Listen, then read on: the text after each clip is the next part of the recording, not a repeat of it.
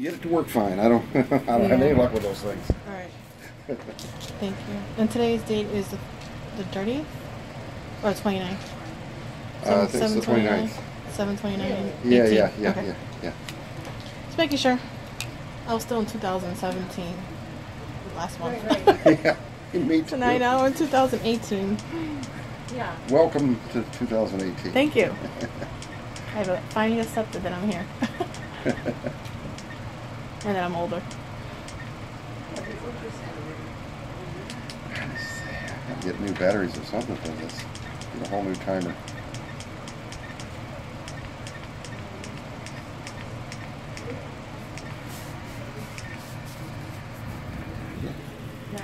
He's always jumping gets to that spot. It's not used to these odd increments or something. Mm-hmm.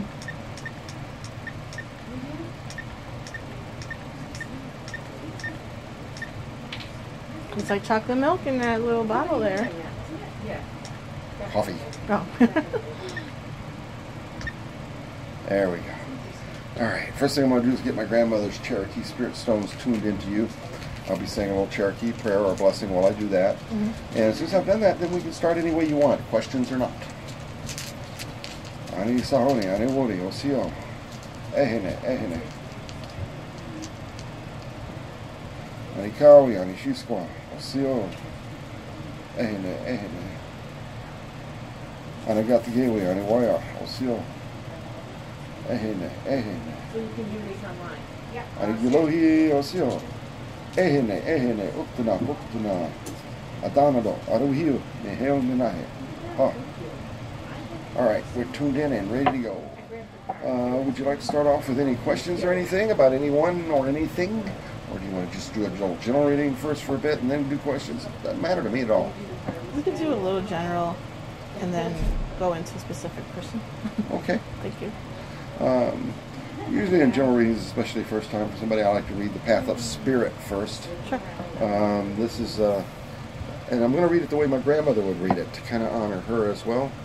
The way she would read it to you would sound like this. On the path of spirit, you're crossing the burning desert. Take the red road of the painted faces to get where you're going. Right now, you're headed toward the center of the medicine wheel, the great mystery itself, the great spirit. There is a helper along this path, a guide, a teacher, and they are a heoka, a contrary. There is an otter as a power animal that will lead you to this guide, and they will help you.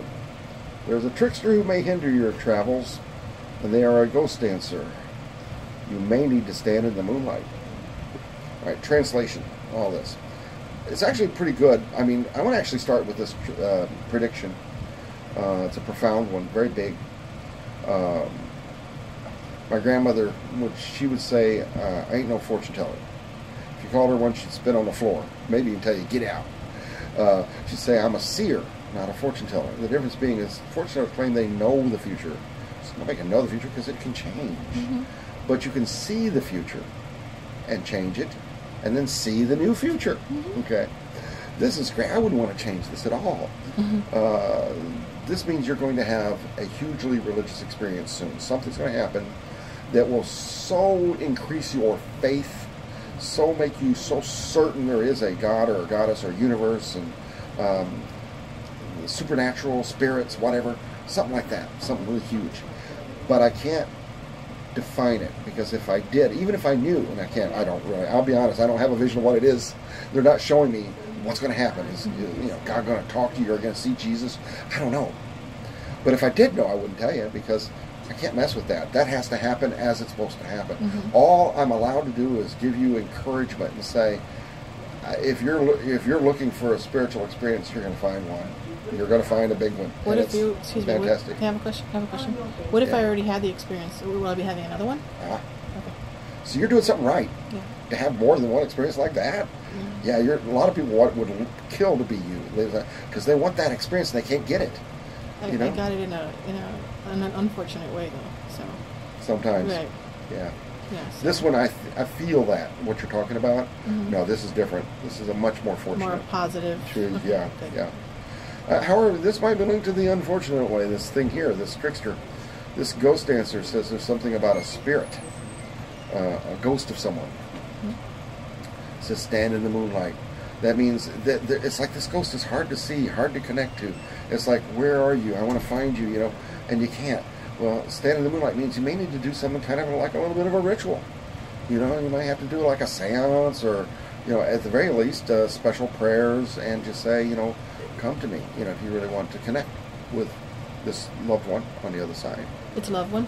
Yeah.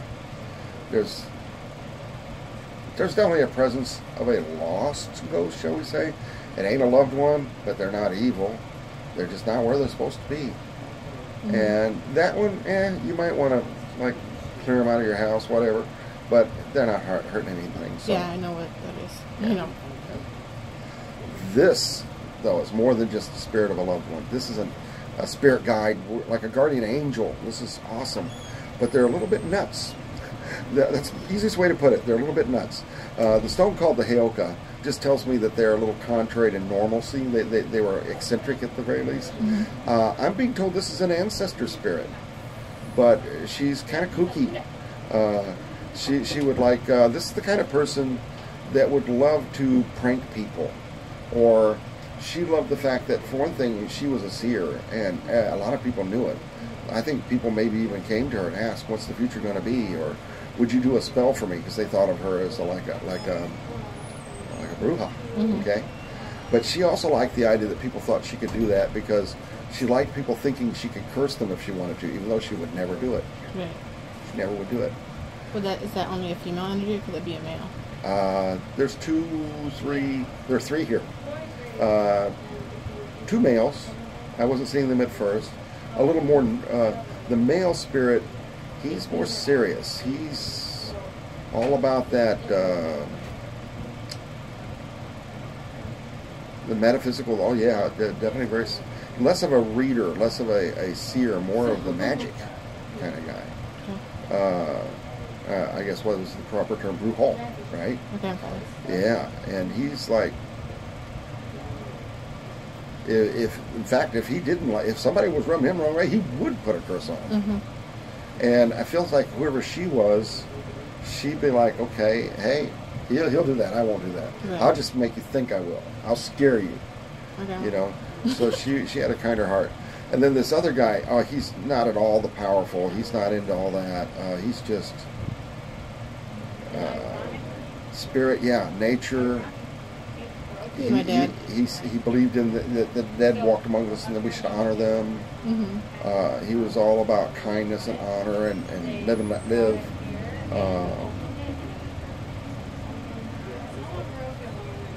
He may have some regrets that some family ties weren't what they should have been when he crossed, but he's definitely more like her. He's more mirthful, happy, smiling, mm-hmm. good nature. All three of those spirits, though, guide and watch over you. The one, though, the woman I spoke of, the otter, links mostly to her. So if you see the otter in a vision or dream, it's actually a sign from them that they're present. You can also send the otter to go fetch them anytime you want. Any one of those three. The otter will fetch them. I see sea lions. Sea lions? That's interesting, because the otter and the sea lion are so similar. Kind of similar, aren't they? Yeah. You know what? I almost feel like, that's more your father, is the sea lion. Okay. The otter was more her thing. But they both seem to like these aquatic animals, mammals that live in the sea. Yeah, okay. Very interesting. It tells you to take the red road here of the painted faces. Now, that's unusual advice. We don't give that very often, because that means you're one of us, okay? Just like you have it in your ancestral lineage, mm-hmm. But you're being called to do this work some. So mm-hmm. I'm not telling you have to quit anything else you're doing to do this. Do this in addition to what you already do, but you have a calling to be a teacher or a healer or a seer, to do these things. I do it. Cool. Excellent. I read. And this too is saying you cross the burning desert on the path of spirit. Says that you're outside the box and on your own. You don't have to have a priest or priestess or somebody to take you by the hand to lead you to God. You have your own way to God. Mm-hmm. And according to this, you're outside the box. You're out in the burning desert. In other words, in one of the few, like Jesus went out in the burning desert. Yeah. And so you're not just content to find, say, a holy person, you have to be one. Yeah. You know. So yeah, you're one of us. Yes, I am. Cool. I'm so attracted to it. Cool. Do you see anything about my past life in the stones, or no? Is that like a tarot reading question for you? Yeah, the stones aren't tuned to the past life so much. They say you're such an old soul, so I know you've had many past lives. Yes, I'm very much. I'm an Akashic reader, and that means even by nature. My grandfather was trying to tell me that when I was a kid, but he didn't speak English. He only spoke Cherokee. So my grandmother had to translate. And that's when I found out about reincarnation and past lives, was that day they told me that I was such an old soul myself. But she said, I'm like her, I'm a precognitive person. In other words, I see future. But unlike her, because she didn't see past lives, she and he both said, you'll be able to look at people and know instantly who they were in other lives and won't even want to. So that's one of my major gifts. And I see you in Egypt.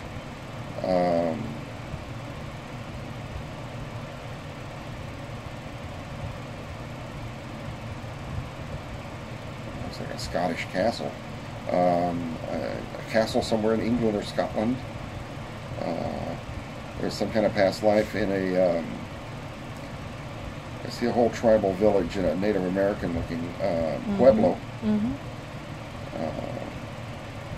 It's not all like wigwams and teepees, because I see a lot of like adobe buildings and even cliff dwellings.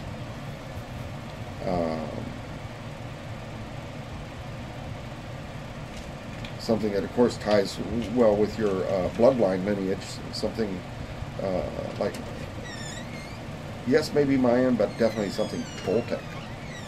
Okay. So a couple of lives down in the southern, one in Mexico and one in South America. I'm South American, so. Yeah, I see a couple of past lives in that. So I said the one in South American, probably even very close to the same lineage that your bloodline comes through. You know, past lives can be totally outside. Like for one thing, I saw you in Egypt. That's pretty far away. Yeah. But every now and then we cross with our own bloodline in our reincarnation even. Yeah, I've heard And that. I feel like one of your past lives was in the very same family that you're part of today. That's interesting. Yeah, that doesn't happen very often. Actually, that's rare. Yeah, I think some people think that's how it always happens. No, that's not how it happens, you know. Wow, so you've been in the same family like twice. Yeah. Kind of, Yeah. Okay, that's nice. Um, No wonder some people always feel familiar, you know? yeah, no kidding. They feel familiar. Like Yeah. when you may see an uncle you haven't seen him, you're like, wait, Right. I feel something. Well, you know, there were actually a whole sermon in the Bible that Jesus taught about reincarnation that the Vatican ordered removed because they didn't want people to believe in reincarnation anymore. They decided to change that tenet. It used to be a Christian belief. Yeah. But they're still mentioned in there. Like Jesus was talking to one of his apostles who says, in the next life, he was crying. Jesus says, why are you crying? He says, because I don't want to think that I will live again in another life and that you won't be there. And he goes, of course I'll be there. We'll find each other again in each life. We won't have the same face, but we'll know each other. And that's still in the Bible. And some people find that and say, hey, wait a minute. This looks like reincarnation they're talking about. And the priests are like, no, that's something else. You misunderstand. They try to, what's convenient for them, basically. Yeah. Oh, yeah. Like, everyone's like condemning me when I read, and I'm just like, well, Jesus was pretty much the messenger. Yeah. I'm the messenger. I don't feel I'm Jesus, but I feel like I'm just relaying the messages that are coming out. Yep. It's not me. It's not, you know what I mean? It's not Well, even me. he said he didn't take credit for any of his healings. He said, by your faith you are healed. Right. Okay, now tune the cards into your past lives. Let's see what we get here about them.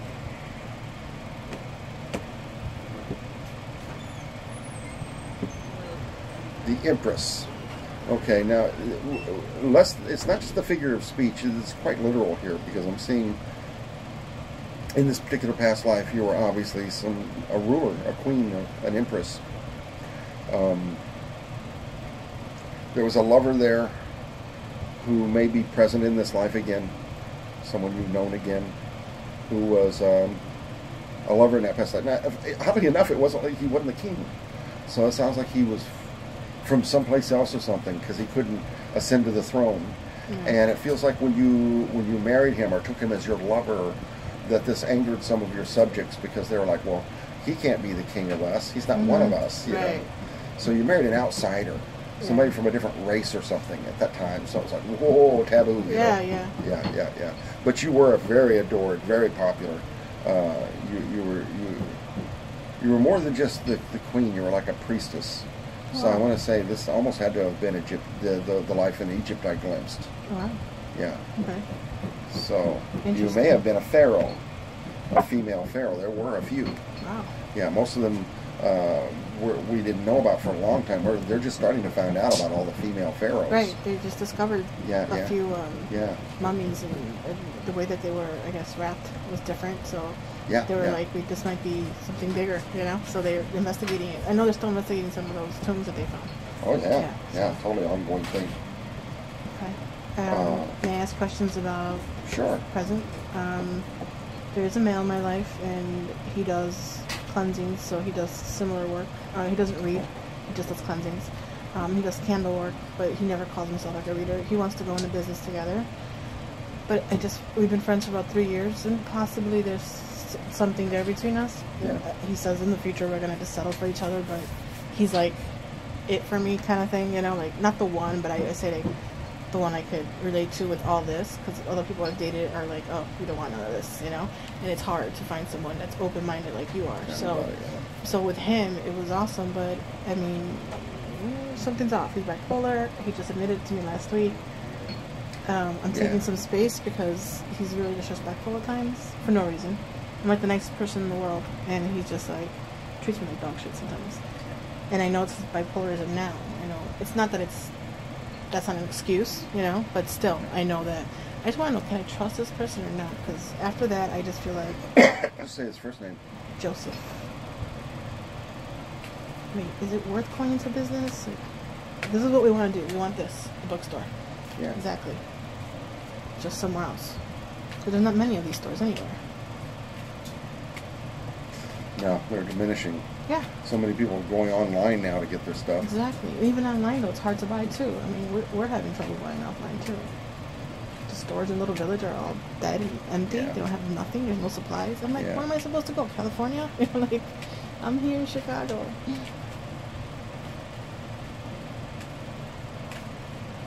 Just don't know. He already started the business and he got the name and everything. So he already patented it and everything. He's like, I'm getting this ready to go. And I'm like, you can't count on me because the way you turned on me, I don't know. You're going to leave me later, you know what I mean, with the business? And I'm like, hell no. I don't trust that. Now, he already has a name? He's got the name. He started it. What is the name? Blessings. Our Blessings, something like that. Our Okay. Blessings. Because that can make a huge difference on whether or not going into business with him will be successful, because the name carries so much weight. Okay, this is Well, you. that was one, and then there's a blessing and a curse. And that would be like, because I'm a blessing to him, he's a curse to me. So it was the irony, because he's the darkness, like you said with my grandmother. She was more like, I'm not going to go hurt somebody, but he probably would. Like, he knows I won't do it. I'm not that malicious, but I know he has it in him to do something darker than me. And I'm just like, yeah, I wasn't going to go there. But he will. Mm-hmm. All right. Well, your significator is the sun. So obviously you do like him. And obviously, you know, he does light you up in a way. But the Wheel of Fortune card and the Temperance card, both, and that either one of those would put you on the fence with this bipolar nature. Mm-hmm. And it would show that you need balance, you need harmony. Mm-hmm. Now, you need a partner in life and in business. Mm-hmm. But this is showing that you're wondering if it's too much of a gamble with him. Yeah. Because of, well, his instability. Mm-hmm. Mental. Yeah. Then, look.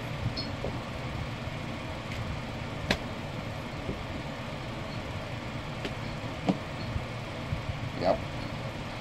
For someone, I would expect, and I've done so many readings, I mean, over 40 years worth of readings, and I've seen quite a few people that are like bipolar and stuff. And the two cards that either come up to represent those bipolar people is either this one or this one. And he's got both of them. Fucker has Yeah, both. because of the two scales, the yin and yang. But yeah, justice is his significator right now, and that's because of him offering you kind of a contract or a deal. Yeah, That's going to business exactly together. what he's doing. But you had the Sun card. He's got the Justice card. Yours was warmth and love, and there's something more human about yours. His is all business. And yeah, and you notice you had this card over here. It means you're worried about him being that way. His is behind him, so that he is that way. So he is like a rocking boat. But then he's got this Devil card. That I don't like. That not just because I don't like, because the Devil card can be great in certain positions. And right. It's not always a bad card. Right. But he has it on his right-hand scale of justice, and what that means is he justifies doing things that are wrong. Yes, he does. Totally. He blames it on everything else but himself. I'm going to take accountability. He doesn't believe in saying I'm sorry, right, or apologizing, or anything, or taking responsibility. Yeah, no accountability at all. Is there anything there with us romantically? Well, let's see how it goes, because I've still got the pattern to do here on this. Yeah. Sorry. Okay. Well, the energy covering you going forward is the Hanged Man, which means you holding back. See, a part of you instinctively, intuitively, does not like going forward with this idea. Yeah. So you're holding back going forward. The bridge you cross next is the Tower, which means, I'm sorry, it looks like it almost immediately falls apart. You won't have to ask this question in, say, just a couple of weeks. Something's going to happen that's going to be a falling apart between the two of you. Oh, there it is. It's only a temporary falling apart, obviously, though, because we still haven't laid out near future and outcome. Right. So this isn't permanent. This isn't like, okay, that's it, we're done. We're there right now, though. That's where we're at. This is just a shaky road. It's just like where you're at now. Exactly. Yep. More of the same. The foundation is the Chariot with the passing influence of the Star. So obviously, you two of you do have history, and definitely have moved forward since then. And recently, hopes were raised that something good could happen. There was actually at least a moment or two recently where you thought, we could do this. Yeah. Your council, Empress. Wow. So the council is do it on your own. I thought about that. You may not have to have a partner. Screw him, just do it by myself. Yeah. It's interesting that it started out with you having the outlook of needing a partner, but yet the council says, no, you don't. Near future, we have the High Priestess as circumstance, with you being the moon and him being the judgment. Secret. According to this, he's doing something behind your back. Oh, I know that already. I already know that. I know he's hiding shit from me, but it's okay because we're not together, so we've never been together. And so, well, anyway, yeah. Devils and hopes and fears. The outcome is the High Priest. Either way, you're going to end up serving a greater, higher good, and things will turn out as they should. But no, it doesn't look like the two of you can or really even should partner up in a business, because I don't think you can trust him. But if he changes, would there be that's what I want to know, because he's talking about getting like medical attention, like really getting help. Yeah, like getting therapy and medications. That might be what this is, but it's funny because the moment he does, and he's like, now I'm all better, it's almost like, and now I don't need you. So suddenly it's like, then he really hurts you. No, he needs me. Like, he certainly does. He'd be a fool if he convinces himself otherwise. If he gets on good medication. I know, there's so many. I'm not against anyone who is bipolar. As long as you're on medication and you're doing something about it, I don't care. Right. Just be full functioning. But I dated someone with bipolarism and they weren't on medication, and it was just awful. I was carrying them everywhere. Tell me about it. So, my next question is, how do I see you again? For a full reading next time. I'm here every Sunday. Every Sunday? Yeah. Awesome. It was nice meeting you. Yeah. Take care. Thank you. My pleasure.